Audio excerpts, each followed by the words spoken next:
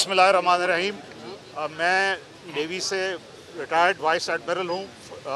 43 years of service के बाद retire हुआ।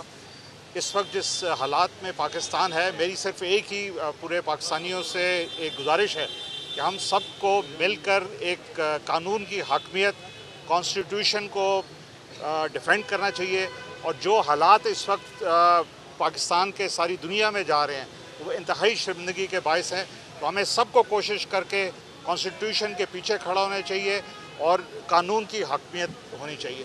हमने सारी ज़िंदगी फ़ौज की, नेवी की सर्विस की और रिटायरमेंट के बाद भी जब तक हम ज़िंदा हैं हम इस मुल्क के लिए जान जो भी कर सकते हैं करेंगे। बहुत बहुत शुक्रिया। हवाए नफ्स की है हुक्मरानी, लुटेरा कर रहा है पासबानी।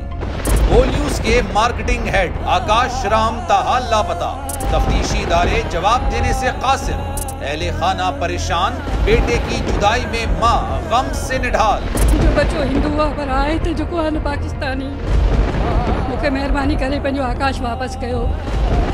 हुकूमत से बेकसूर और मुहिब्बे वतन बेटे की बाजियाबी के लिए फरियाद, तो दुखियारी माँ की आवाम से दुआओं की अपील। उफ क्या जुल्म है, बोल इंसाफ का मुंतजिर है।